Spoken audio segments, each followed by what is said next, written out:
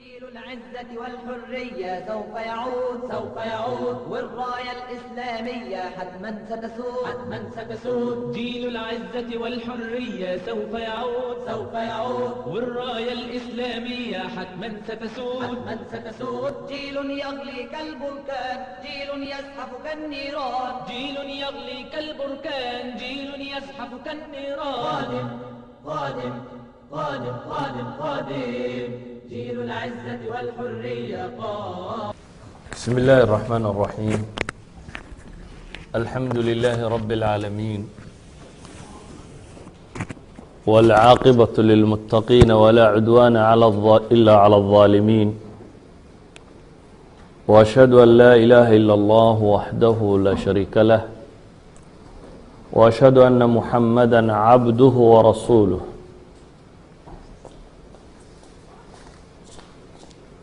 وبعد،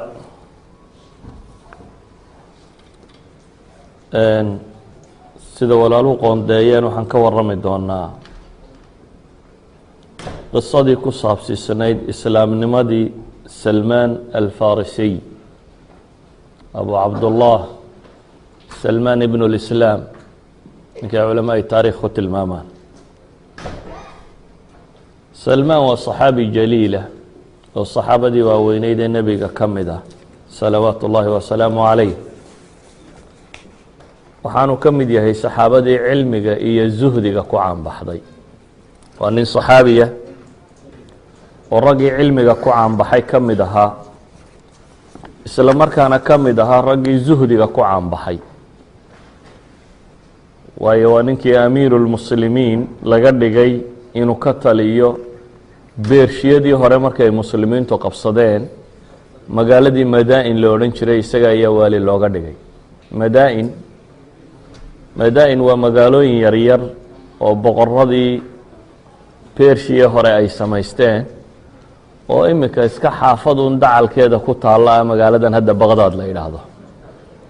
madaa-in markaa waa magaalo qusuur kala googo-ana, 7 magaalo yararoo isku naban, qusuur kala googo-ana. alqasri albaydaana uu ku yaalay, gurigii caddaa guriga la odhan jiray ee loogan talin jiray dowladdii beershiya. dhulkaa markay muslimiintu qabsadeen waa ninkii loo dhiibay. maca daalik waxaa la yidhaahdaa wuxuu diiday xataa meel la galo, geed buu iska hoos haadhsan jiro. markii dambe la yidhaha guri kuu dhisno, ninkii buu u yeedhay saxaabigee guriga dhisayo, wuxuu yihi maxaad dhisi doontaa?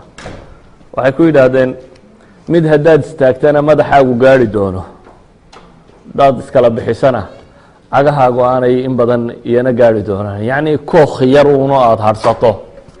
halkaasuu nolosha ka joogay.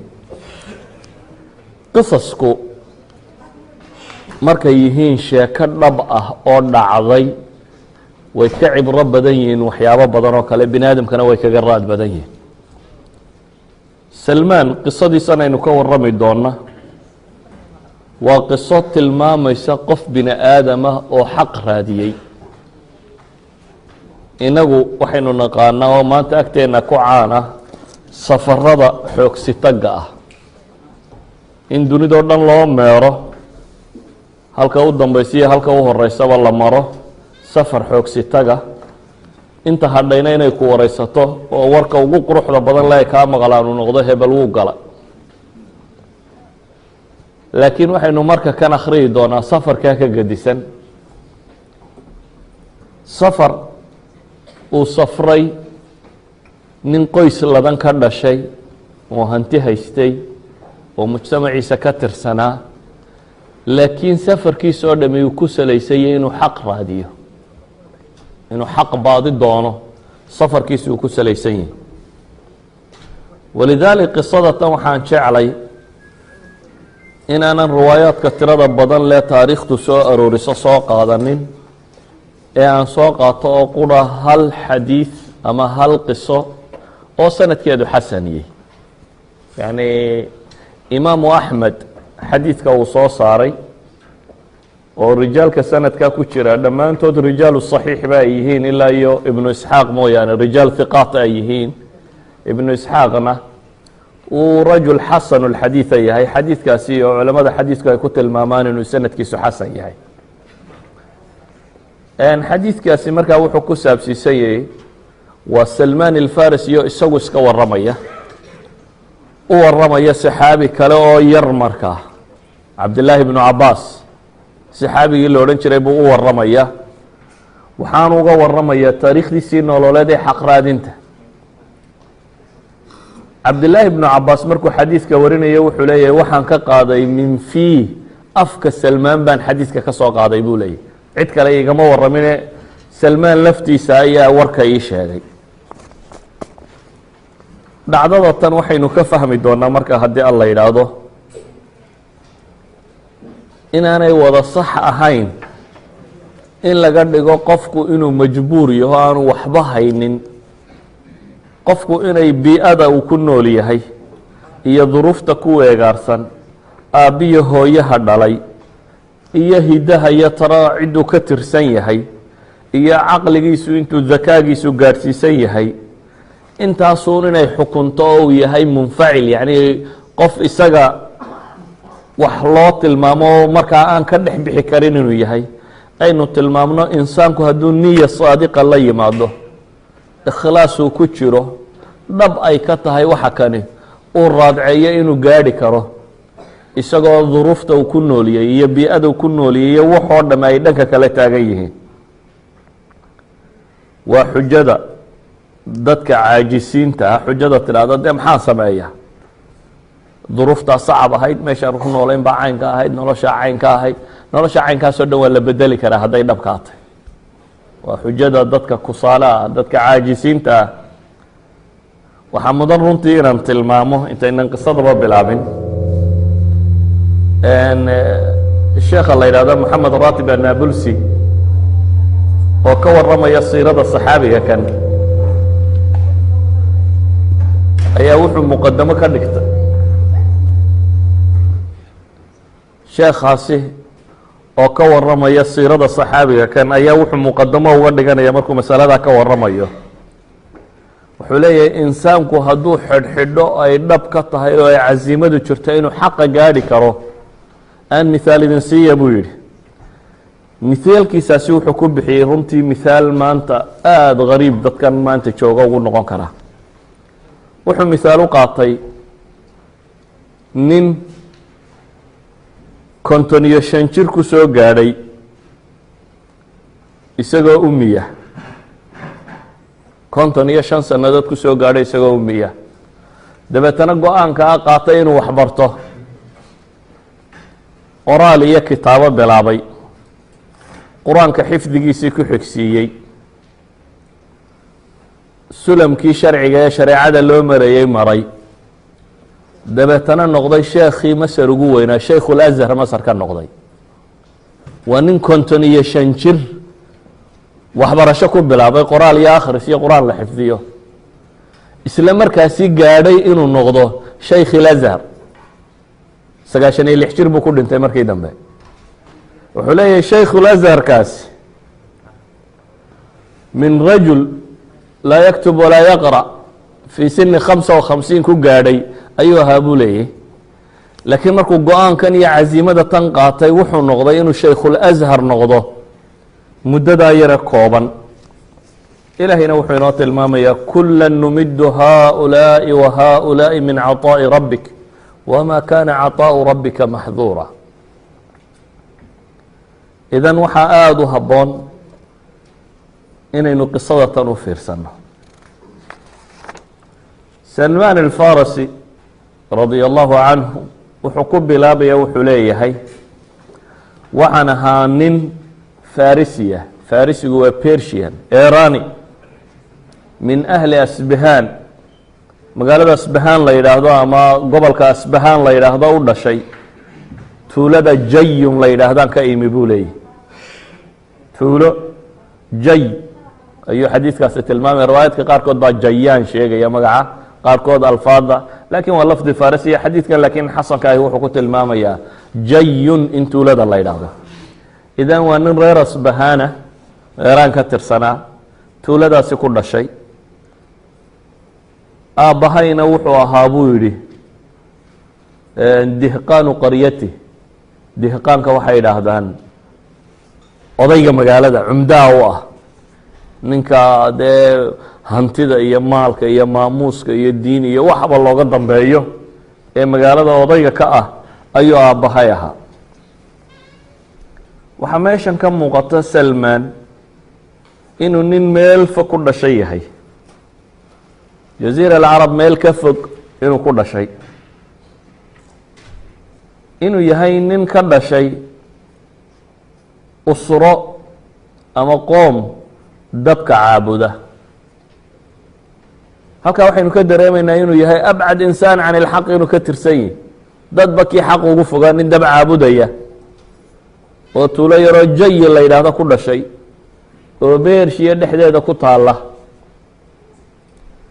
waxa kaloo uu sheeganayaa aabbihii inuu dihqaan ahaa, macnaheedu waxa weeyaan nin reer ladan ka dhashay inuu yahay.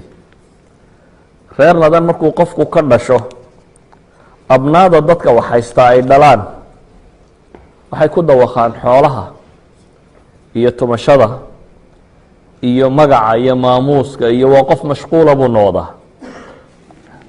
qolada malaaxidadaaba waxay yidhaahdaan kuwa adduunka waaye aakhire ku warwareega bay yidhaahdaan.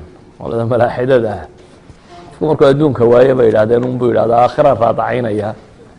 yacni waxa weeyaan qofka adduunka haysta waxa ku badan waxyaabaha qofka bini aadamkaa xaqa ka weeciya.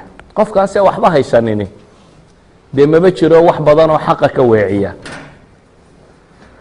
waxaa ka muuqata salmaan ilfarisi inuu ka dhashay qoys ladan, laakiin uu xaq raadinayey. qur-aanku dad badan oo qoysas ladan ka dhashay oo xaq raadiyey oo godadgaluu ka waramay. fa'wuu ila lkahfi yanshur lakum rabukum min raxmatih wayuhayi lakum min amrikum mirfaqa. kuwii godka u hooyanaya asxaabulkahfiba waxay culamaai taariikh tilmaamaan inay ahaayeen qoysaskii ladnaa iyo boqortooyada raggii ka tirsanaa inay ahaayeen. salmaan ilfarisi wuxuu kaloo sheegay wa kuntu axaba khalqi illaahi ilayh. guri ladanoo qura kamuu dhalane guri lagu jeceliyo ka dhashay. waxaan ahaa buu yidhi aabbahay miduu dadba u jecel yahay. ilmuhu wuxuu ariiq labaad ka fekeraa markaanay faamiliga isku fiicnayn, laakiin ninkani wuxuu leeyahy faamiligu waana ladnaa waana laygu jeclaa. sida daraaddeed waa waxyaabo wada tilmaamaya inay ariiq labaad inuu qofku ka fekeraa inaanay sokaynin. waxa kaloo uu sheeganaya uu leeyahy aabbahay jacaylkuu ijeclaana wuxuu gaadhsiiyey buu yidhi inuu iila dhaqmo sidii inan yaroo jaariyada, oo xataa intuu ii cabsado mararka qaarkood uu guriga igu xidhaba, sida lay ilaalinayo lay koolkoolinayo gurigaaba marmar laygu xidhi jiray. taasina waxay keensatay buu leeyahy inaan diintayadii aada ugu dadaalo majuusinimada ahayd, dabcaabudka ahayd, ilaa yaan ka noqday buu yihi qaطini naar. yacni qaطini naarku waa imaamkii oo kale, ninkan dabka hurinaya ee habeen iyo maalinba usoo jeeday caabidkee dee looga dambeeyo sheekhii diintaba ilaa aan ka soo baxay buu leeyahy. oo ninka aan ogolaanayn dabka kale inuu saacadba damo ayaa noqday buu leeyahy. waxay sheegaysaa markaa majuusinimadiisii halka ay la gaadhay. kadib ayaa wuxuu leeyahay aabbahay baa maalin maalmaha ka mid ah, aabbahay wuxuu lahaa buu yihi dayca cadiima, xoolo weyn buu lahaa, xoolo badan. dabeetana maalin buu guri iyo dhismuu wuxuu kaga mashquulay xoolaha iyagii kale tirada badnaa. kadib ayuu aabbihii wuxuu ku yidhi yaa bunay inii qad shugiltu fii bunyaani hada اlyowm can daycati fadhab faطalicha. aabba maanta waan xoolihii iyo arrimaheena maamulkoodii waa ka mashquuloo dhiskan baan ku mashquulaya, bal maanta bax buu yidhi oo waxaad isku daydaa inaad soo ilaaliso beeraheenni iyo xoolaheenni iyo wixeenni inaad soo egeegto, bal maanta isku day. salmaan wuxuu leeyahay sababtaasaan gurigii kaga soo baxay. waxaanu i faray bibacdi maa yuriid. markii aan soo baxay anigoo kusii socda dhankaasi ayaa waxaan soo maray buu yihi qolo kaniisad ku jirta, kaniisad kanaystii nasaarada ka mid ah. kaniisad kiristana qolo ku jirta dabeetana waxaan maqlay buu leeyay kaniisadaas oo lagu tukanayo oo baryadoodii iyo alla barigoodii baan maqlay horena waxaasoo kale uma maqal buu yidhi anu diintaydun baan ku ekaaye taa kale horeba wax ugama maqal maadaama aan ahaana nin la ilaalinayo inta badan gurigiiyo meelahan iskaga xidhan waxba kama warhayn buu yidhi markii aan cododkoodii iyo waxoodii maqlay ayaan isiri buu yihi war bal horta qoladana maadeegteed waxay meesha ku hayaan waa nin fitradiisa ay ku abuurantay inuu xaq raadiyo fitradiisa waa ta'amul walbaxth inuu wax baadho markaa waxaan isiri buu yihi bal eeg nimanka kani waxay hayaan waanu soo galay buu yidhi waxaan arkay sidii ay u tukanayeen iyo cibaadaadkii ay samaynayeen waxaan markaa dareemay buu yidhi dabkaygii inay tari dhaanto diintan kale ee meesha lagu haysto iyo sidan ilaahay loo caabudayaa inay ka roon tahay dabkii anigu aan hurinaya aan caabudayay markii aan arrinkoodii baan jeclaystay buu yidhi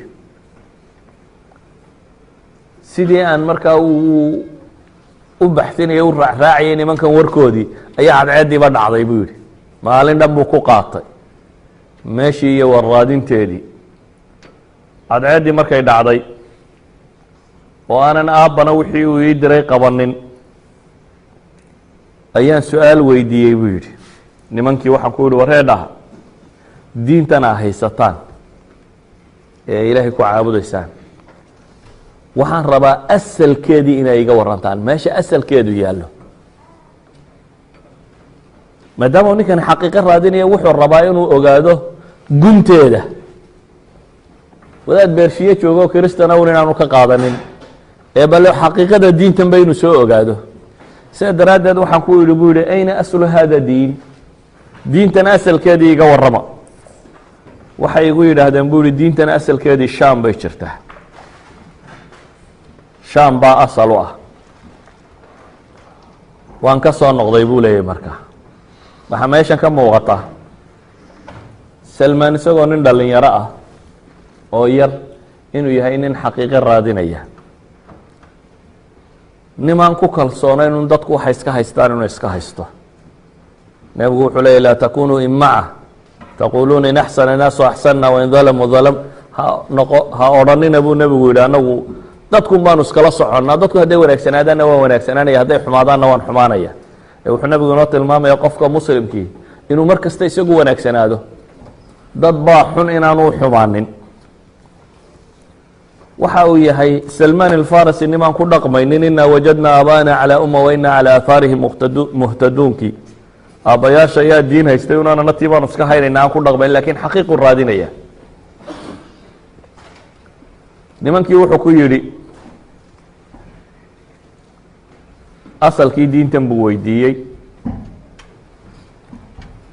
wuxuu kaloo yidhi bal meeshiinaasi hadday cidi ka timaado ila soo socodsiiya reerkoodii buu ku noqday aabbihii iyo baadidoonkiisiiba ku dawakay oo baadi doonayey ayuu u yimi ay bunaya ayna kunta buu ku yidhi aabba xaggaad ka dhacday meeshii aan kuu diray miyaanan kula ballamin buu yidhi wixii aan kaala ballamay meeye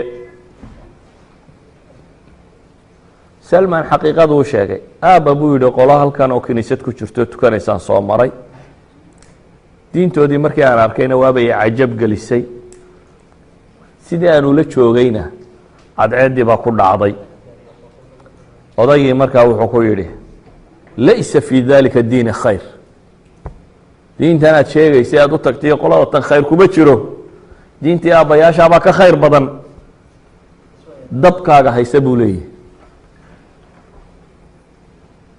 salmaan wuxuu yidhi kalaa wallahi inahu la khayru min diinina maya aabbo ilaahay baan ku dhaartee tani iyada teena dhaanta tanaynu haysanay ee dabka la caabudayay tan baa dhaanta odaygii markaa waxbaa qubi yidhi wuxuu isyihi wiilkaba waa lagaa kaxaysan sawkan maha arrinkii fogaaday wiilkana aada buu jecla waana nin maalqabeena wiilkiiba wuu xidha wuxuu yihi gurigaa ku xidhnaado yuu bixin isagoo uga cabsi qaba inuu dee diinta ka baxo laakiin insaanka in la qanciyo oo wax loo sheego oo wax la bara xejisa laakiin xadhig iyo xabsi ma xejiyo xadhig iyo xabsi marunbu qofku jaanis ku helaya oo kaaga baxo daas tiraahdo xadhig oo xabsi oo ilaali oo caynkan intaa kuma ilaashamayo wuxuu ku ilaashamayaa inaad wax barto oo qancisid oo wax u sheegtid salmaan alfarisi wuxuu leeyahay halkiibuu aabbahay igu xidhay fariin baan u dirtay buu yidhi nimankii kiniisadda waxaan ku yidhi buu yidhi haddii shaam cid tijaari ay ka timaado dadka ugu badan ee waayadaa un dee socon jiray waxay safarada tijaarada sida safar tijaari hadduu shaam ka yimaado buu yidhi ila soo socodsiiya kadibna safar baa shaam ka yimi waa loo yimi oo waa loo sheego waxaa la yidhi safar tujaara baa shaam ka yimi salmaan wuxuu ku yidhi marka ay dantooda iyo muraadkooda dhammaystaan ee ay noqonayaan markaa uuna soo ogeysiiya safarkani markuu xoolihiisa iibsadee wuxuu soo iibsanaya iibsadee dhammaysta danihiisa ee ay noqosho ku jiraan markaa uun iisoo sheega baan ku yidhi buu yidhi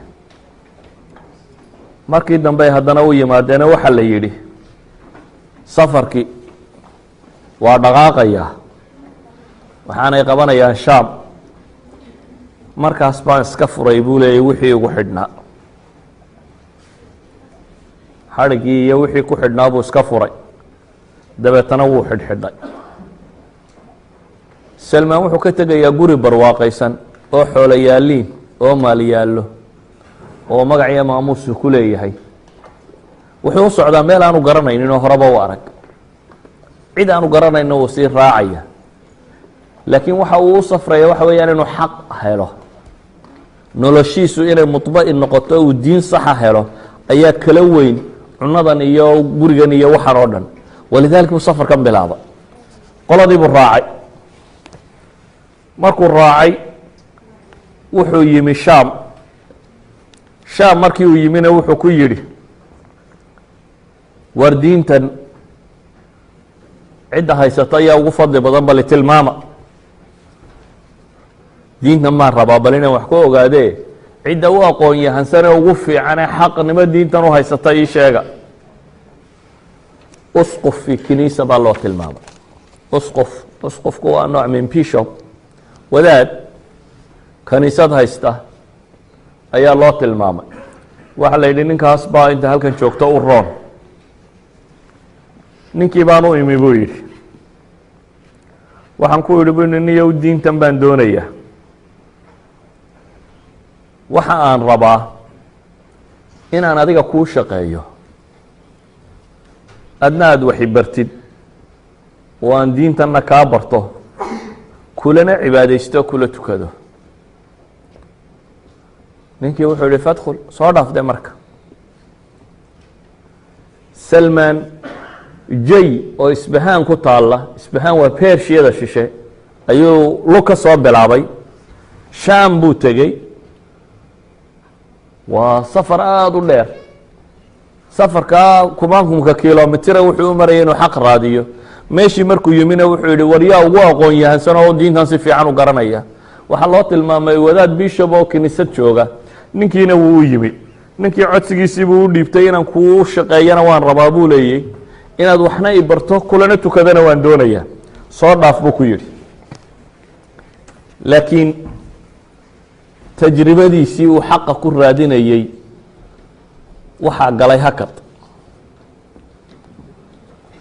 waxa uu la kulmay nasiib daro nimaanay diintu dhab ku ahayn nin shicaarka uu taagay iyo calaamadda u taagan iyo waxa uu rumaysay iyo meeshuu matelaya dhaqankiisa kale aana isku mid ahayn waa nin dadka yidhaahdo sadaqadaysta wax la baxa kan sameeya xoolaa soo ururiya dabeetana isagu iska qaataan masaakiinna siinin cid kalena siinin waa rajul suu waa nim aan si fiican uga tarjumaynin diintii uu rumaysnaa wuxuu leeyahy ninka kani rajula saw-in buu ahaa dadku sadaqada fari jiro oo uu ku boorin jiray marka loo keenana sadaqaadkaa loo soo ururiyana isaga ayuunbaa meel iska dhigan jiray buu yihi masaakiinta muu siin jirin ilaa iyo uu ka urursaday buu yidhi 7 qilaal. qilaalku waa jara weyn, waa bahashan maxaa la yidhahdaa jalxad ashuun weyn. 7 jalxadood ama ashuun oo waaweyn ayuu meel ku qarsaday oo urursaday. wuxuu salmaan leeyahy ninkan aad baan u nacay,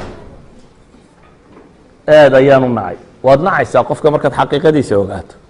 qof aad salahayd diin ka dugso oo isagu dadka khiyaameynaya oo guraya waxoogaagii masaakiinta loo ururiyey markaad aragto mabda iyo waxba uu ku nacsiinaya. laakiin ninkani xaqiiqa raadis buu ahaa. ninkan unbuu nacayo mu odhan maca diinta tan dadku wax khiyaameynayaan iska wuxuu arkay inuu ninkani si qaldan diinta u isticmaalayo. dhaqanka soomaalida waxaa ka mid ah ama soomaali badan baad arkaysaa carabta ha sheegi buu ku leeyahy war carabtu dad khayr le iyo dad xunba waa leeyihi.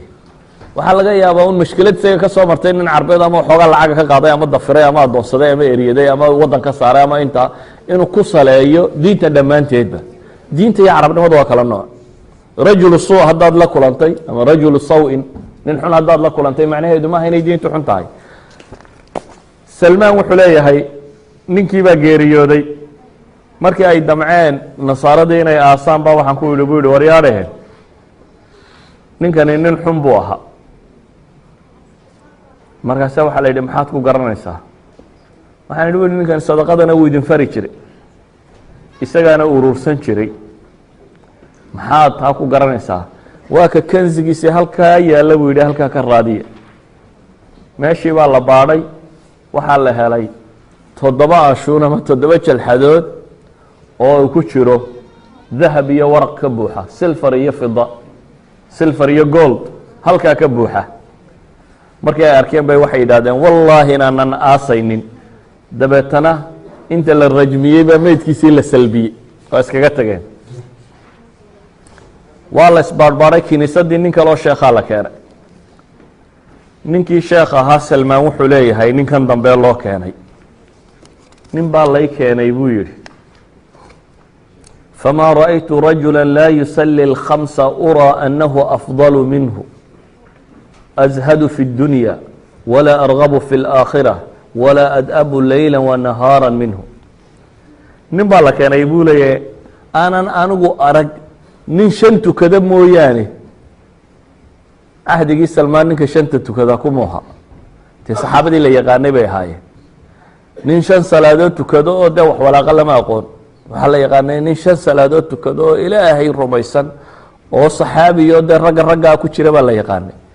idan waxa uu mithaal ku bixinaya salmaan alfarisi wuxuu leeyahay maan arag nin 5 tukada mooyaane ninkaasi nin ka fadli badan noloshayda maan soo arag buu leeyahy. yacni saxaabada nebiga mooyaane cid kale oo ninkaa ka fadli badan ninkii kale lay keenay maan arag buu leeyahy. nin adduun ka zaahiday buu ahaa buu yidhi aan adduun uruursigii qiimalo lahayn, aakhiro u go-ay, habeen iyo maalinba ilaahay baryaya. dabeetana ninkan baan waxaan u jeclaaday buu yihi si qof loo jeclaado sida ugu badan, si aanan cidba weliga u jeclaanin ayaa ninkan u jeclaaday. rajulka saalixa ee qofka mabdaa wuu jeclaysiiyaa. rajulku hadduu dhab ka yahay mabdau oo uu saalix yahay oo isagu multasim iyo طabaqayo wacdigiisa badani ma jeclaysiiyo. laakiin waxaa jeclaysiiya dhaqankan laga arkay ee ah siduu islaamnimada u طabaqayo. ninkaas tajribadii koowaad ee ninkii hore ula galay way ka fashisay. tajribadii labaad ee uu ninkan la galay waxay noqotay tajriba naajixa. laakiin muddo markii la joogay ninkii baa xadaratulwafaat geeridii baa ku soo ururtay. markuu arkay ninkii inuu xanuunsanayo oo waktigii geerida uu joogo ayaa waxaan idhi buu yidhi hebelow waan kula joogay aadna waan kuu jeclaa si aanan adiga hortaa cid u jeclaan baan kuu jeclaa.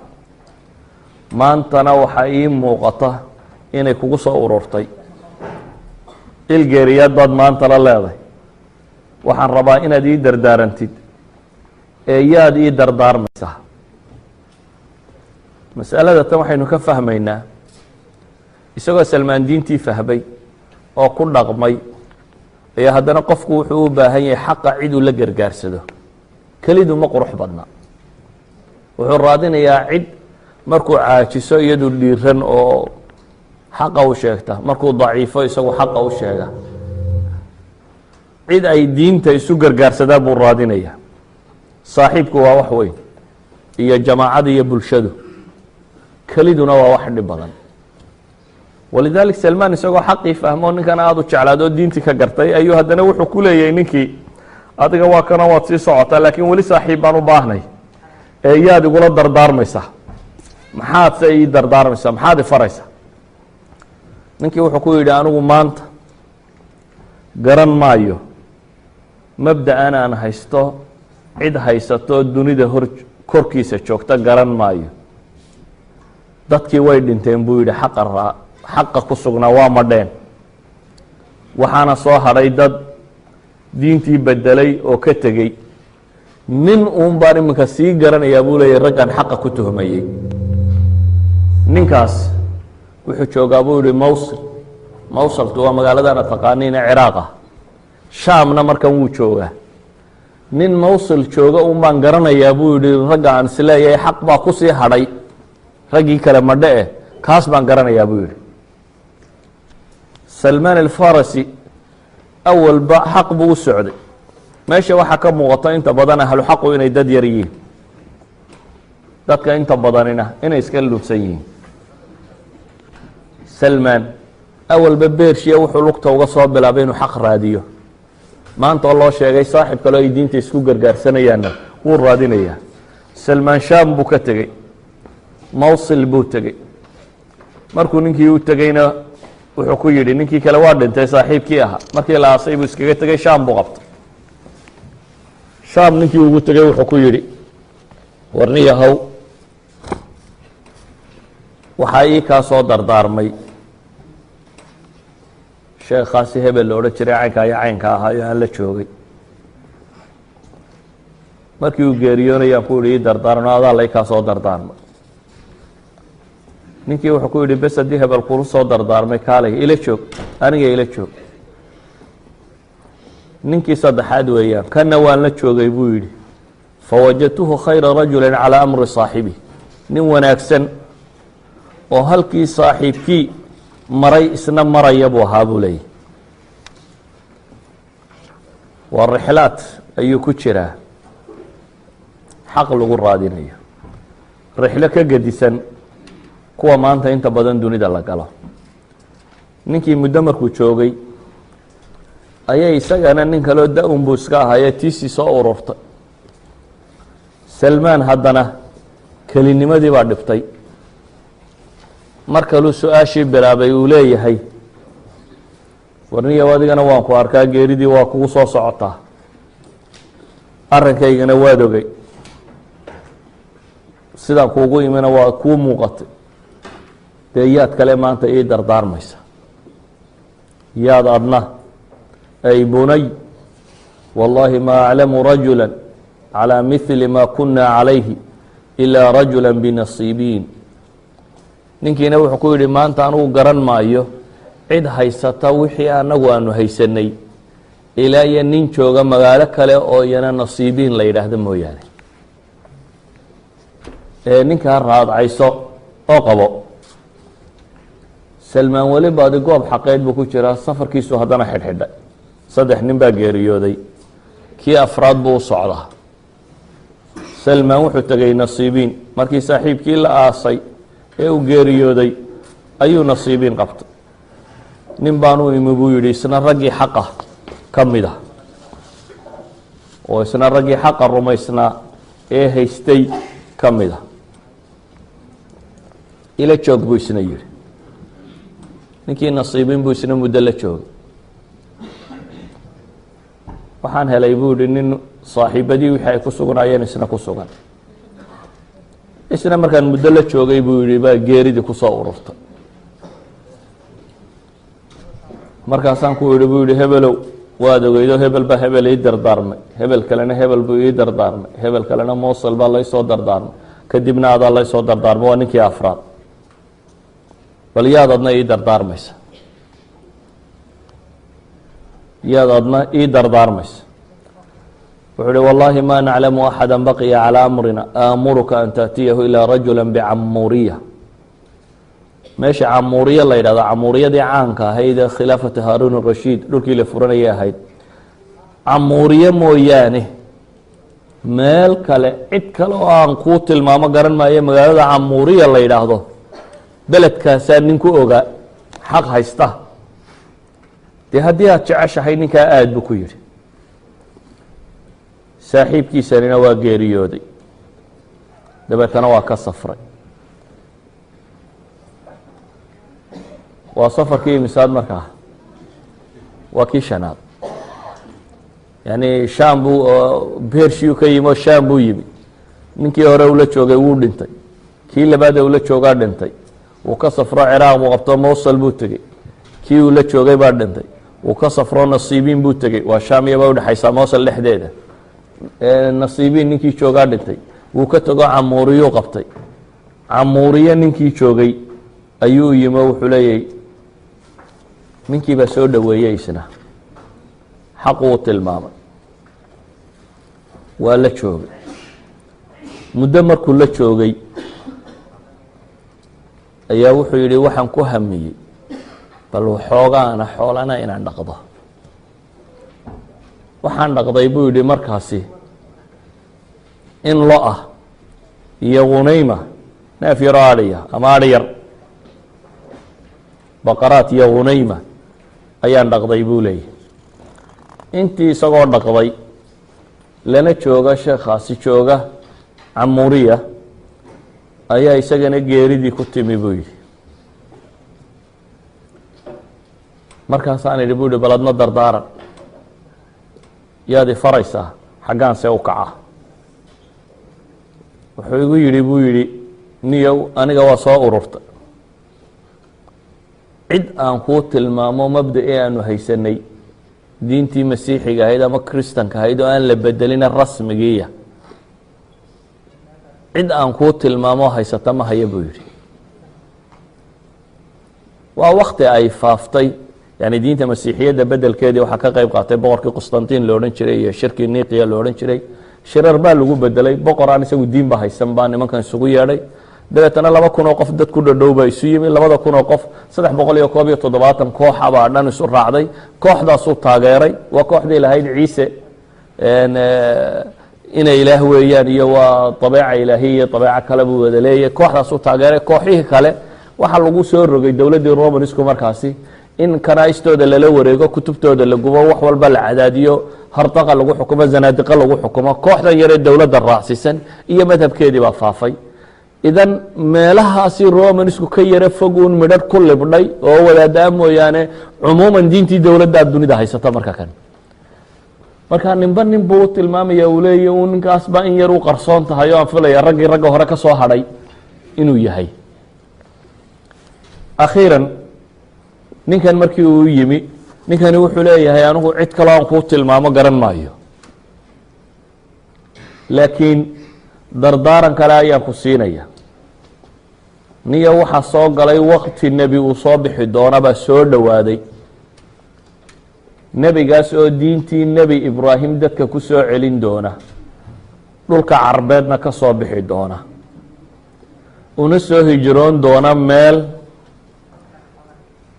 dhul bayna xaratayna dhul labadiisa dhinac ay xara tahay xarada waxaa la yidhaahdaa dhulkan fulkaanuu markuu ka qarxo buurahan sisibka noqda madiinana waxaa la yaqaanaa labadeeda dhinacba in valkariyaal ka qarxeen dabeetana ay sisib tahay ninkaasi nebigaa soo bixi doonaa buu yihi wuxuu usoo hijroon doonaa dhul bayna xaratayn leh geedka timirta la yidhaahdana uu aada ugu badan yahay nebigaasi wuxuu leeyahay buu yidhi calaamado aan kaa qarsoomi doonin calaamadihiisaasi waxaa ka mida buu yidhi hadiyadda wuu qaataa ama se wuu cunaa sadaqada se ma cuno hadiyadda wuu cunaa sadaqada se ma cuno labadiisa garab dhexdoodana khaatamu nubuwa shaabadii nebinimada ayaa labadiisa garab dhexdoodana ku taalla haddii aada awoodi karto dhulkaa qabo oo dee rajada ay nebigaasi soo bixi doonaan ku noolow buu leeyay anuu cid kaloo aan kuu tilmaamo ma hayo. salmaan alfarisi albaabkii culammadii kristanka ee uu dhex marmarayay waa ka soo oodanta, welina xaq buu raadinayaa. xaqa cimrigiisii qeyb buu ku soo qaatay, intaas oo dhul ana wuu maray isagoo xaq raadinaya. haatanna xaqii buu ku talagalay inuu natiijadiisa weli sii raadiyo. waxaan go-aansaday buu yidhi markaasi inaan safro oo dhulkaa la tilmaamaya aanu safro. ninkii camuuriya ay wada joogeen markii uu geeriyooday ee la aasay ayaan dhulkii camuuriya waxaan sii joogay buu yidhi in muddo ah. kadib ayaa safar yimi, qabiilada kalb la yidhaahdo ee carbeed, niman tujaaro ka tirsan baa yimi. nimankii carbeed baa waxaan ku yidhi buu yihi waryaareen, haddaan xoola idin siiyo may qaadaysaan oo dhulka carbeed may geynaysaan? haa baa la yidhi. loodaa iyo adhigaasaan haystaa buu yihi qaata, idinku qaata lood iyo adhiganba. bilaad ilcarab dhulka caynkaa iyo caynkaa u eg igeeya. waa ka aqbaleen. waxaynu joognaa mar kale oo salmaan safar u xidhxidhanayo. safarkan wuxuu hanti lahaaba wuu ku bixinayaa. inagu safaro badan baynu usoo xidhxidhanay, laga yaabo waxaynu hanti lahaynba inaynu ku soo bixinay iyo wax loo amaahdayba, laakiin safaradaasoo dham waxay ku salaysnaayeen xoog sitag iyo beris raadin.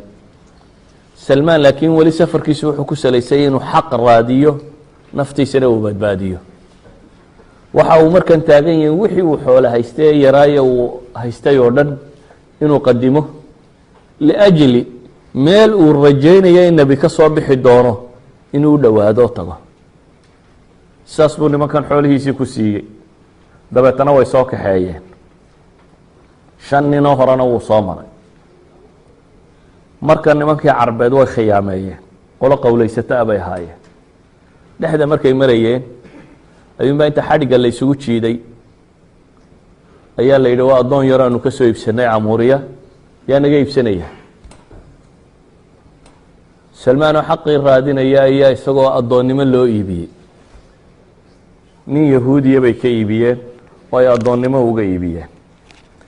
idan isagoo wuxuu hanti haystay bixiyey oo weli xaq raadinaya ayuu haddana dhibtan la kulmay cusub ee ah inuu addoonnimo ku dhaco. oo ninkii xorta ahaa ee reer waxhaystee ladan ka dhashay ee xaq uu raadinaya u safray, maanta wuxuu taagan yahay addoon. waxaa laga yaabaa soomaalida iyo dadka maanta jooga markay addoonka maqlaan inay ka fekeraan nin madow. war addoonku nin madow ma ahaan jirin. addoonku ninkii laga xoog badan yuunbuu ahaan jiray. dunidii hore marka la isku duulo cid la qabsado, ciddaa xoolahooda iyo dumarkana waa la kaxaysan jiruun, raggana addoonnimun baa loo iibin jiray. ama white man ahaw, ama bersian ahaw, ama african ahaw, ama waxa doonta ahaw, haddii lagu qabto waa lagu iibinaya, una waa lagaa xoog batay. salmaan nin madow maaha, nin bersiana buu ahaa. suhayb arumi saxaabigii la odhan jiray nin romanabo. laakiin baabkaa laysuma eegaynin cidaad ka dhalatay iyo ma cadaan baat iyo ma madow baat iyo warkaasi ma jiro. haddii lagaa xoog batay waa lagu iibinayey. salmaan alfarisi waa la qabtay, xoolihiina waa laga qaaday. dhulkii carbeed markii la yimi iyo yahuudiya meelihii ay deganaayeen waa la iibiyey. nin yahuudiya baa laga iibiyey. ninkii yahuudiga layga iibiyey buu leeyay waxaan arkay inuu horta dhul timir iyo waxla baan imi, raja ay gashay buu leeyahay ah inaan soo dhadhowaaday. geed timireedkani waa geed cajiiba. sheekh nablsi baa wuxuu tilmaamayaa timirta hadda madiine ku taallaa buu yihi waxaan rajaynaya inay tahay uun tii nebi maxamed markuu noolaa ku taallay, waxba iska bedelin buu leeyahy. waayo timirtu waxay ka mid tahay dhirta cimriga dheer leh. ilaa 6,000 sannadood bay jirtaa bay ragga bar sheegayaan. yani 10,000 sannadood bay jiri kartaa. lacalla inkastoo iminka laga yaabo in cimaaradaba lagu bedelay iyo daare iyo wax, laakiin haddana waxaa sii hadhay un inay yihiin baa suurtagal ah tii waagaasii ku taallay un. yani waa timirtu waa geed aada u cimri dheer oo aan isbedelin. ninkii yahuudigaa markii layga iibiyey ee aan timir iyo wax arkay, waxaan rajeeyey buu yidhi meelihii uu saaxiibkay ii sifeeyey meelo la mida un inaan imi. anigoo ninkii maalin la jooga ninkii nin kaloo yahuudiya ayuu ka sii iibiyey reer banu qurayda ayuunbuu akhiiran gacantooda ku dhacay riwaayaadka qaarkoodna waxay ku koobsanayaan inuu ninkaa hore uun meeshan lagaga iibiyay ahayd nin kale un baa u yimi calaa kulli xaal waxaa muuqato un inuu yimi banu qurayda inuu yimi waa magaaladii madiine ahayd dabeetana ninkii yahuudiga layga iibiyey buu yidhi ayaa nin u yimi ninkan u yimi waa in adeerkii buu yidhi oo reer banu qurayda ah fabtaacanii minhu isagii buu iga iibsaday buu leeyahy nin reer banu qurayda oo 7 ayaa iibsaday dabeetana madiina la igeeyey buu yidhi markii hore meeshu madiine may ahayn meel yahuudi deganta lacala inay khaybar meelahaasi ahayd oo suurtagal ayaa markii hore lagaga iibiyey dabeetana ninkii nin kaloo ilmaadeeriyiin baa u yimi wuxuu yidhi ninkan xoogganee addoonkaa iga iibi kiibaa iga sii iibsaday buu yidhi dabeetana waxa la geeyey waa addoon labaad buu markaa loo sii iibsanaya isagoo gacantii labaad ee addoonnimoa ku jira ayuu yimi magaalada madiina markaan madiine imi buu yidhi ayaan waxaan ka dareemay buu yihi magaaladan inay tahay magaaladii lay sifeeyey nebigu salawaatu ullaahi wasalaamu caleyh markaa makaa laga soo saaray buu yihi makuu muddo joogay laakiin wax wara anigu kamaan maqal buu yihi waayo waxaan ahaa nin addoona oo beer qoda oo meeshaas uu dee lagu shaqaysto jooga oo aan war badan magaalada iyo waxa wararka ka imanaya maka iyo waxa aan ka war haynin maalintii dambe anigoo geed dusha ka saaran buu leeyay geed timireed dushii anigoo saaran oo ninkii lahaayee aan addoonkiisa ahana uu meesha hoose fadhiya buu yidhi ayaa nin kaloo ilmaadeeriyiin u yimi markaasuu wuxuu yihi ya fulaan qaatala allahu bani qayla wallahi inahum alآana lamujtamicuuna bquba calى rajuli qadima calayhi min makata اlyowm yazcumuuna anahu nabiy nin kale u yimi oo warramayoo leh balaaya allaha ku soo dejiyo nimankii reer hebele aws iyo khasraj buu ujeedaa ansaartii nimankii reer hebel hadda waxay ku wada urursan yihiin quba meesha la ydhaahda bay joogaan nin baa uga yimi maka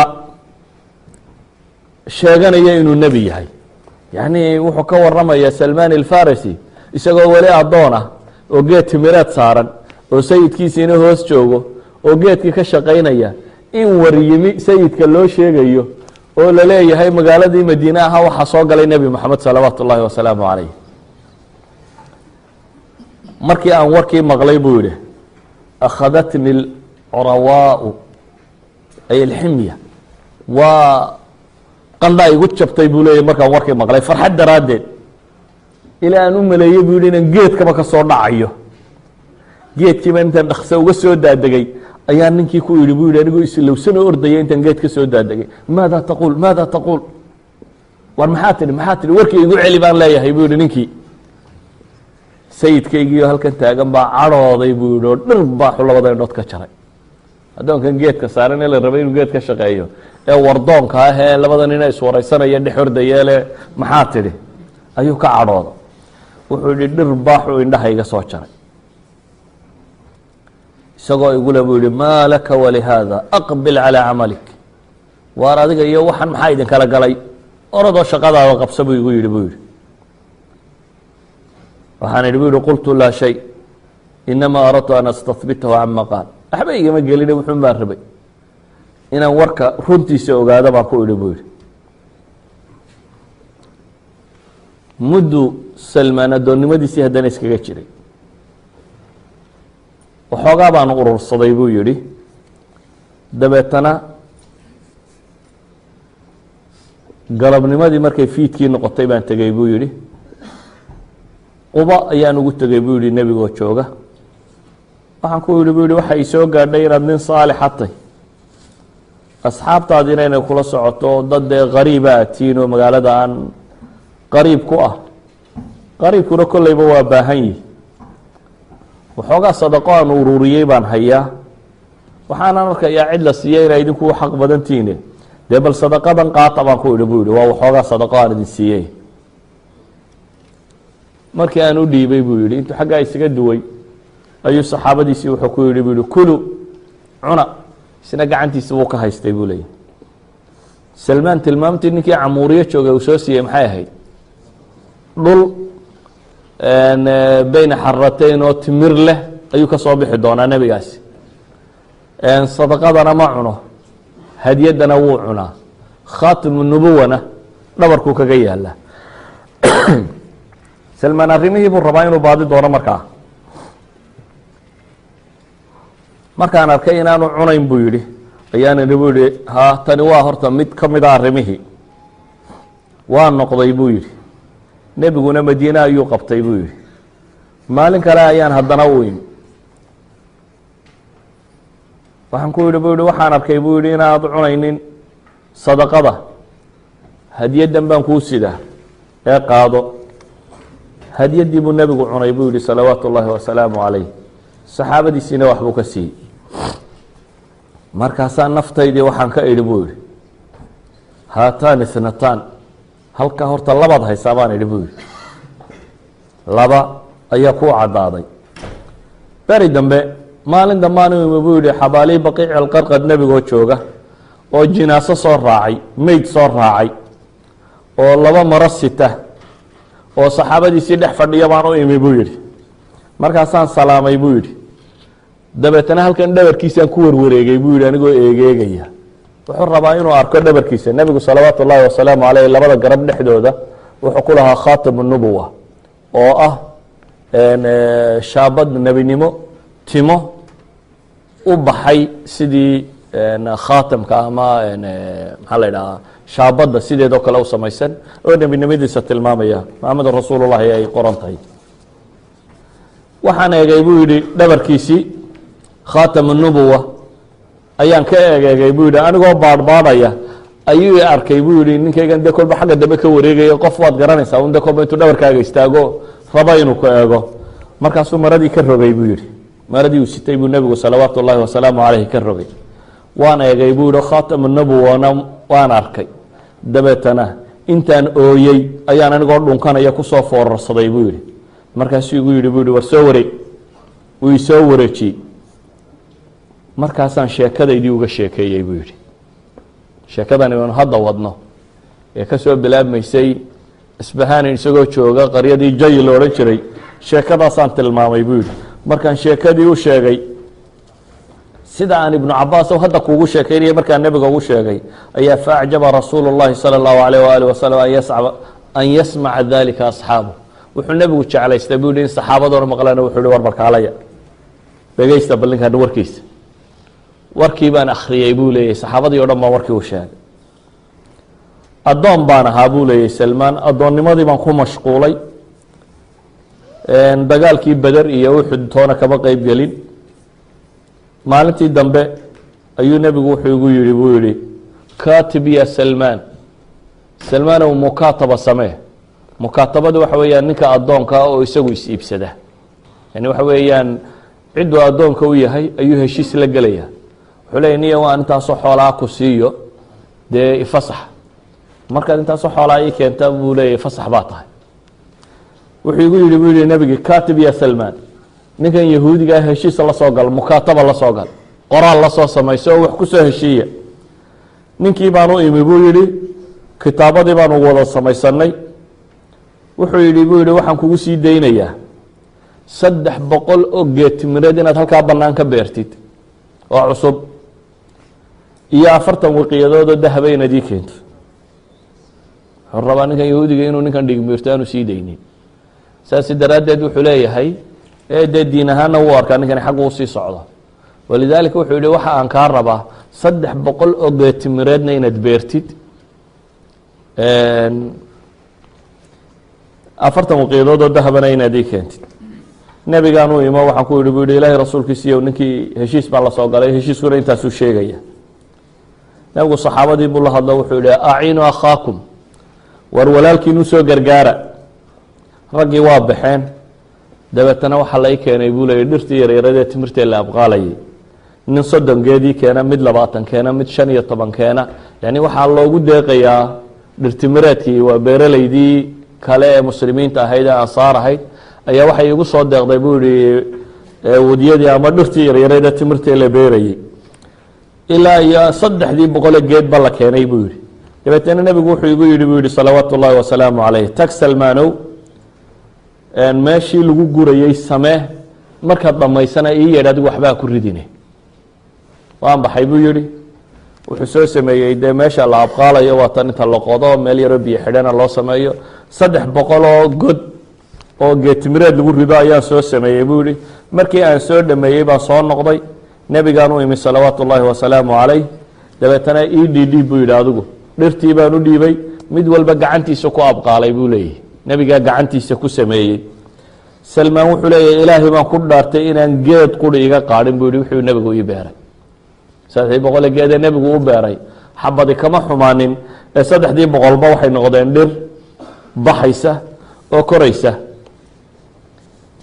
maalintii dambe ayaa waxaa dhacday buu yidhi nebigu dagaaladii uu galay maqaasidiisii mid ka mida intuu ka yimi ayuu wuxuu yidhi buu yidhi waxaa loo keenay xabad beeda in leegoo dahaba dabeetana wuxuu yidhi buu yidhi maa facala alfarisiyu lmukaatib ninkii farisiga ahaa bershiyanka ee kitaabada galay muxuu sameeyey waa la yeedhay buu yidhi dabeetana wuxuu igu yidhi buu yihi nebigu qaado tanoo iskaga soo bixi intaan sidaa u eegay baa waxaan ku ihi bu yihi ilaahay rasuulkiisiyo dee intan xagee kaga dhacaysa 40 waqiidood baa laga rabaaye wixii wax yar un bay dhahaayeen dabeetana intaan eegay baa waxaan ku ihi bu yihi ilaahay rasuulkiisiyo ayna taqacu haadihi ya rasuul allahi mima calay waxa laygu leeyahay inta tani xagee kaga dhacaysa nebigu wuxuu igu yihi bu yihi khudha faina allaha sayu'adiiha bika canka qaado ilaahay baa kaaga bixinaya intaasi intii baan soo qaatay bu yihi miisaanku baa la saaray mise intiisiba waa ka badatay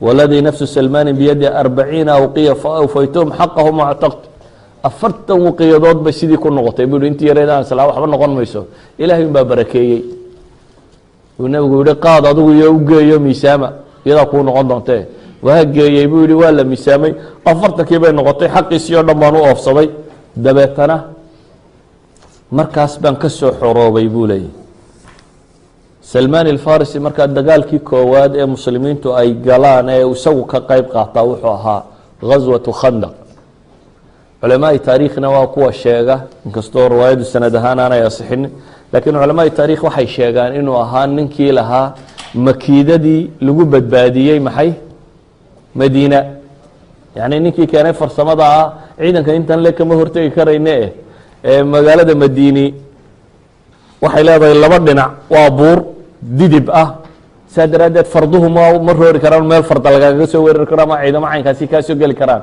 ma aha dhanna waa beero oo beer baa xidha iyadana basaantiintu markay isku baxdo iyana maaha dhulu ciidan banaan uu ka soo dagaalgeli kara maaha dhanka kale oo qura ee buurta yar sirc la yidhaahay ku taalo dhankaasoo quray magaaladu ka furay wuxuu yidhi ilaahay rasuulkiisiiyow dhankan furan aan god faras iyo waxba toonaanay ka tallaabin aan ka samayno waa tii dhankii loo qeybiyey saxaabadii inay godkaasi sameeyaan oo khandaqa meeshii loo bixiyey ansaar iyo muhaajiriin baa qolaba dhulka qeyb baa la siiyey nin walba in baa loo mitiriyey inta salmaan nin xoogan buu ahaa dabeetana ansaar iyo muhaajiriin baa isqabsaday oo qoloba waxay tihi salmaan anagu naga midiye anagu naga midiye nebigu waa markuu lahaa salmaanu mina ahla اlbeyt salmaan xaggaygu ka tirsan yahy buu nebigu yihi ahlu beytku ka tirsan yahy salmaan ahlu beytka ayuu ka tirsan yahay maalintaa laga bilaabo dagaaluu nebigu galay salawaatu ullaahi wasalaamu calayhi salmaan kama maqnaanin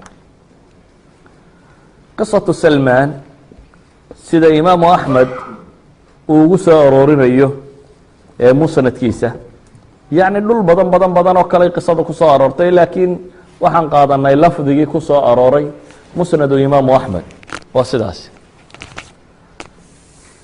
qisada tan marka aan soo duuduubo waxa ay sheegaysaa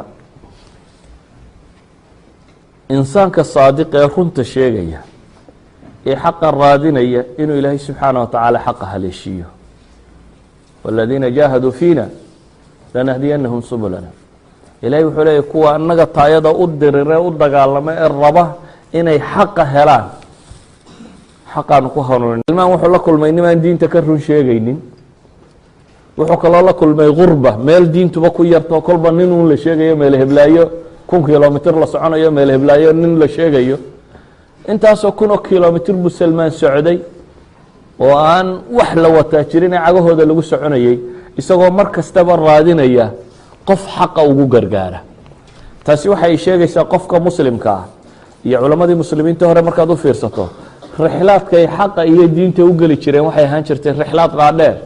walidaalik baa maa waraa'a nahar culamaa intay ka soo safarto qaban jirtay caalamulislaam oo dhan lu ku mari jirtay. marka taariikha culamaa ilxadiid akhrida waxa lagu odhanaya hebel 20 jeer buu baqdaad soo galay, 20 kaba lug buu ku soo galay. xagguu ninkan 20ka jeer ka soo gelaya? 20ka jeer wuxuu ka yimaadaa Samarqanda, Waraashiya, meelahan iminka dowladaha yara googo'ay iyo Bukhaara iyo dhulkaasa laga soo lugeynayay.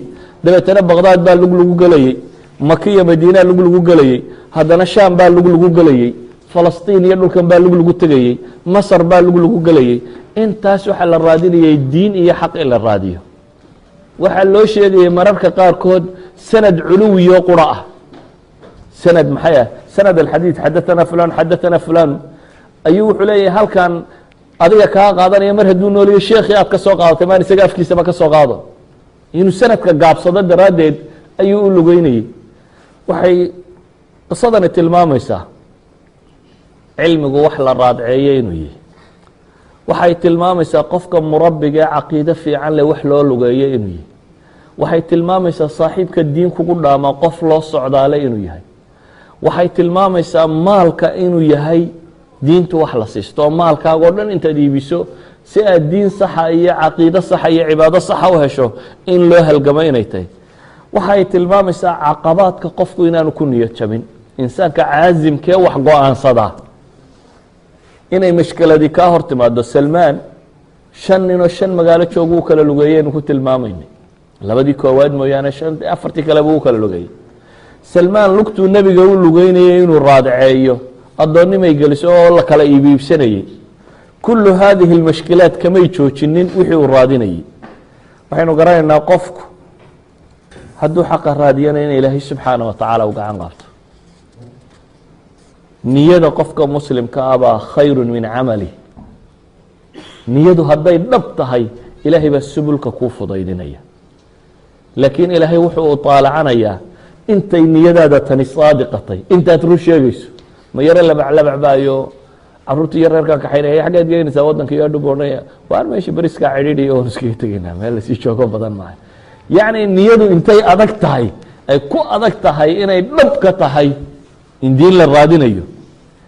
intaad ogoshahay meel nebi uu filayo inuu ka soo bixi doono ayuu adhigiisii iyo lo-diisiiba siistay inuu niman raaco oo la tuso. intay dhab inaga tahay inaynu hantideenna iyo waxeenna isticmaalno si carruurteenna u hanuunto, si aynu xaqa ugu sugno, si ay diin u bartaan.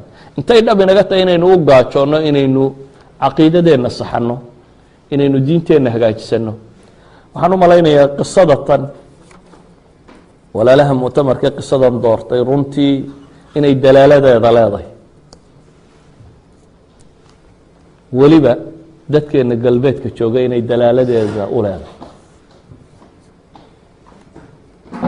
ragga badh baa inay halka yimaadaan safarro ku dhow kaa salmaan u soo maray, imise layn ka qarxeen, oo imise magaalo tegey, oo barya galbeedba dunida ka maray, oo imise dayuuradood, oo imise goor la xidhay, oo imise wadan soo maray. akhiiranna goobtan baraf kale ee qabuu soo gaadhay, berisku helay iyo xoogsi. laakiin walilaahi alxamd haddaynu weli diintii hayno waxaa habboon markaasi inay siday ugu adkay dadkan diintu inayna ugu adkaato. salmaan guri lagu ladan yuu ka tegey, waxaan uga tegay inuu xaq raadiyo. idan inuu xaqu noqdo shay agteenna qiimo ku leh oo maalintaad aayad hesho, xadiid hesho, qof wax ku dhaamo oo aada dadka culammada ah samtigoodaa wax laga fahmaa. yacni waxaa laga yaabaa nin caalim aan kelmad kuu sheegin 2 habeenoo aad meel ula hoyato ama 3 habeenoo aad la joogto cibaadadiisi iyo dhaqankiisu inay kaaga raad bataan 20 kitaaboo lagu akhrinayay oo intaasoo sannadood lagu soo marinayay. walidaalik waxaa habboon inaynu wanaaggu u ahaado waxa aynu raadcaynayno ee goobayno inuu wanaag ahaado, aakhirana inay noqoto meesha lama huraanka ah aynu ku xisaabtamayno sidaynu u hagaajisan lahayn. والله أعلم وبالله التوفيق.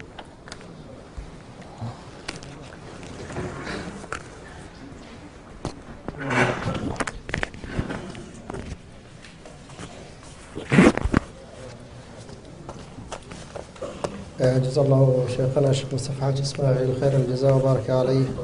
الله سبحانه جل وعلا أننا هنقدر kuwa محاضرة قيمك وحقوقاتها.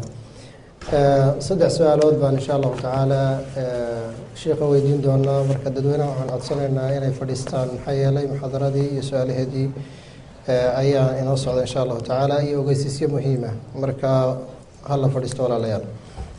سؤال شكوى سائلكم حولي هاي waxyaabihii loo sheegay ama Salmaan al-Farisi loo tilmaamay waxa kamid ahayd calaamad nabiga sallallahu alayhi wasallam dhabarkiisa loogu sheegay hadaba calaamadaasi maxay ahayd calaamadu waa khaatam an-nubuwa waa calaamad tilmaamaysa inuu nabi maxamed nabi yahay oo dhabarka kaga taalay nabiga sallallahu alayhi wasallam kutub siirana kaad baadhaba ka heli doonta insha Allah ta'ala Allah جزاك الله خيرا سائلك كله وحولي هاي طبعا dhalinyarada ay su'aashan ka timi sheekh waxaana dhalinyarada tira badan oo dhulkan deegaana ma joogta anagoo og diinta islaamku inay xaq tahay wanaagsan tahay ayaa duruufta jirta iyo dhibaatada dhulka jirta ayaa waxay nagu adag tahay inaanu u qaadano sidii ay ahayd marka maxaa tala naga siinaysaa inaanu ku toosno diinta Allah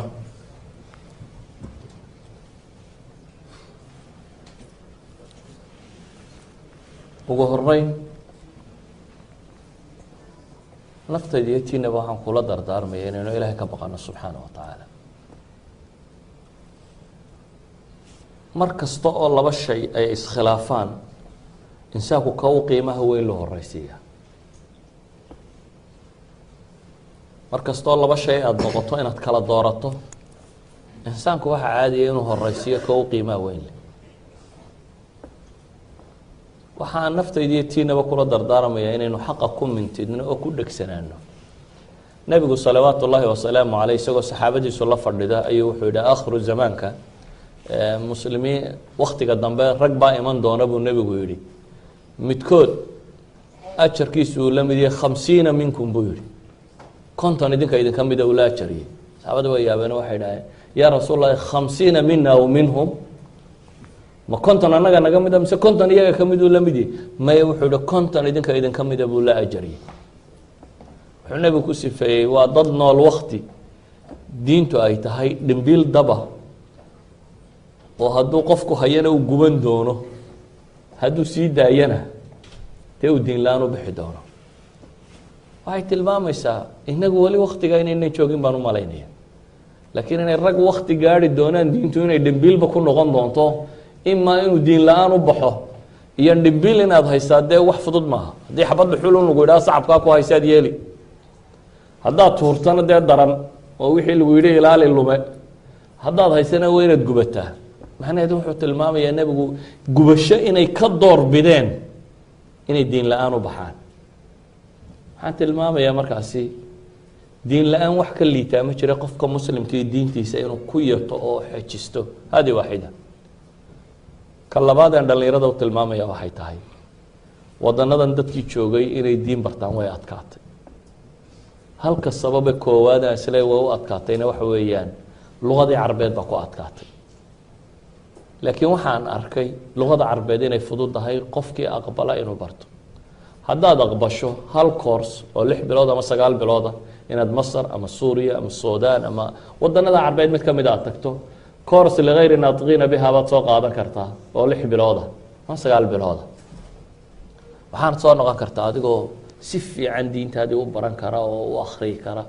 waxaan aad ugu talinayaa ragga waaweyn iyo kuwa yaryar cid walba iyo dumar iyo ragba in la soo qaato course-kaasi لغير ناطقين بها halkan ba hadda tarantriga waa 3 bilood waa wada Soomaha Oslo University baa loo tagaa in kuush lagu shaqo tago oo trentria laga soo baxo af Norwegiga lagu barto ama Rosenhof la barto ama in imtixaankii Bergen test-ka la galo ama TOEFL test inaad gasho waxaan oo dhan waa hunguri uun dee war aakhirana inaad hal imtixaan u gasho miyay ku culustay TOEFL-kii aakhira inaad gasho TOEFL aad kutubtaada ku barato waa 6 shuhuur ogolow 6 bilood 9 bilood inaad reerka ka tagto yararka kaxaysida soo bartid cid kale soo bartid course baad soo qaadanaysaa 6 bilood ama 9 bilood wuxuu qofku soo noqonayaa isagoo luqadii carabeed si fiican u fahmay taasi waxay fudaydinaysaa kulamaa luqada carbeed aynu fahmno asalkii diinta. salmaan muxuu ku yihi qoladii kiniisadda joogtay, war diintan asalkeeda ii sheega buu yihi. dabeetana wuxuu doonay inaan niman beershiyaanay diinta kiristanka u dhigdhigin, meeshii ay ka soo baxday iyo xaggii ay ka timi inuu tago ka soo barto. wax waliba waxay ku fiican yihiin asalkeeda inaad ka barato. tarjamo af soomaaliya, tarjamada ingiriisiga iyo kutub norwiji lagu akhriyaan akhrinaya, waxaas diin badan laga baran maayo. diintu asal bay leedahay. waxaan idinkula talinayaa asalkaa barta, dabeetana ku dhega. wallahu aclam. jazaak allahu khayran sheekh mustafa. su-aashan ciwaan waxaa looga dhigay talo iyo duco. waxaan cunaa qaadka, dhib badan ayuu igu hayaa naftayda, reerkayga iyo caruurtaydaba. waxaan in badan go-aansaday inaan joojiyo, mase dhicin. waxaan ka codsanayaa culimada iyo dadweynaha in layga duceeyo. mar labaadka waxaan codsanayaa in aad talo iga siiso sidii aan qaadka ku joojin lahaa.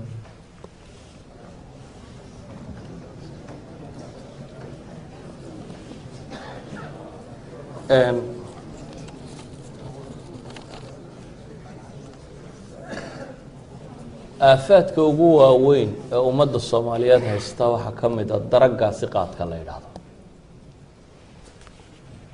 waxaa laga yaabaa in rag badan ku qosleen ninka kan, laakiin anigu waxaan isleeyahay waa qof ka warramay xaqiiqada dhabtee jirta. waddanka soomaaliya aafada qabiilka waxaa ka weyna taalla waa aafada qaadka,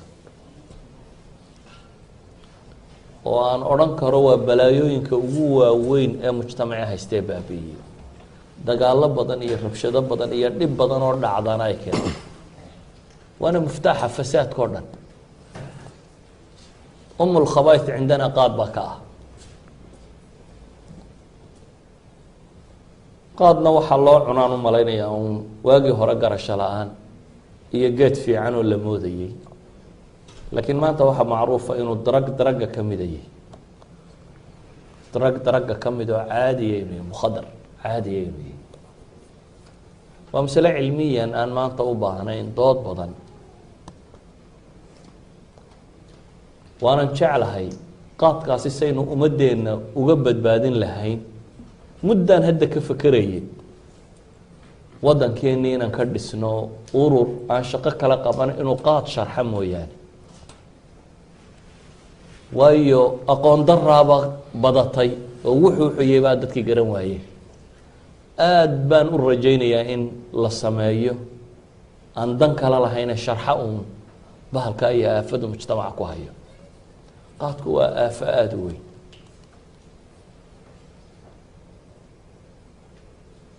waxdayntuna koow waxay ku xidhan tahay mar koowaad niyo saadiqa, iimaan dhabo qofka gala, iimaaniyaadkiisa iyo caqiidadiisa uu kor u qaado, alle ku-xidhnaantiisii uu badiyo. laba waxay ku xidhan tahay asxaabta oo uu bedelo. yacni intii aada la sheekaysan jirtay ama sheeko taqaaneen ama wada qayali jirteen, intaad ku xidhan tahay way adagtay inaad qaad iska dayso. waayo markaad maanta diidee berri diido, saa dambe midbaa sidunbaa ku imanayo ku odhanaya noocii dhaadheeraayo fiicnaa baan maanta sidaay kanun maanta isku day. markaasaad maalintaana diidi doontaa, maalin dambaa mid ku imanayaa war hadiyad baa laysoo diray kartoon yaroo booliskana soo dhaafo iska dhan oo aan maanta cidiinala wadaagina maanta uun kaga qaad. marka kaa tegi maayo, waayo waana saaxiibka, waana wixii aa wada isticmaali jirteen. markaad adigu shilinkaaga ka haysatee waxaa ka haysatee kan ka haysato miduun la ordayaa kuusoo gelaya. walidaalika waxaan leeyahay haddaad rabto inaad qaad dayso ama sigaar dayso ama waxaa dayso dadkiisa daa. haddaad rabto inaad khamro dayso dadkeeda daa. dadkeeda daa waa maxay? waa mujtamaca aan ahayn raac. jamaacadan islaamiga tabliiqa la yidhaahdo oo dhalinyaradu qaarkood in badan xasaasiyad ka qabaan, xasanaadkeeda waxaa ka mid a dadkan ay saate ee kaxayso waxa ay faa'iidaan ee ugu weyni waxa weeyaan bii-adii qofkani uu ku xidhnaabaa laga saaraayo bii-a kale la geeya. dad kaluu bartaa, jamaac kaluu raacaa, si kaluu u fakeraa, wixii uu ka sheekeyn jiray waxaan ahayn buu ka sheekeeyaa. time tablkiisii baa la bedela. qofku inuu time tablkiisi iyo nidaamkiisi o dhan bedela wax fudud maaha. markay qofkan kaxeeyaan waxay bedelaan nidaamkiisii oo dhan taintablkiisii iyo si uu fakerayay waktigu toosiyey waktigu wax cunayey cidduu la sheekaysanayay cidduu wixiiba 40kan casho cid kalaad caalam kalaad gashay oo ka gedisan caalamkii adiga iyo asxaabtaa ku noolaydeen waxaan leeyahay bii'ada inaad bedeshaa aad bay muhiim u tahay greenland ka kaalay baan leeyahay maalin dambe koob shaahna ka cabi ha marin ninka raba oo sala jooga ee raba inuu qaadka iska daayo anigu greenland waxaan u malaynayaa iminka 5-6 sannadood maba arag bidhaanteeda dareenna ilama marin basneeda mana imanin haddaad greenland iska dayso oo aanad sooba ag marin waxaan isleeyahay waad ka badbaadaysaa oo ah inaad masaajida shaqadaada markaad ka timaado masaajida tag markaad ka tagto gurigaagii qabo iyo xaafadaadii meeshaas lagu iibiyey asxaabtaa joogto iyo inta joogtaba iska daa waa midda labaad ee ilaahay dartiisa ga daa waxaad ogaatay inuu macsi yahay waa macsi waxaad ogaatay inuu macsi yahay ilaahay dartiisa ga daa ilaahay baa wax ka khayr badan kuugu bedelaya ilaahayna waxaan ka baryaa adiga iyo inta kale saadiqiinta rabta inay iska daysaba in ilaahay subxaana wa tacaala ugu gargaaro waa iska daysaan waa dhibta in ilaahay bulshada ka fujiyo adiga iyo inta kaleba in alle subxaana wa tacaala idinka badbaadiyo wallahu aclam jazaaka allahu khayran muxaadaradii iyo su-aalihii ka dambeeyey saddexda inta ayaan kusoo gabagabaynaynaa مهما زرعوا الخوف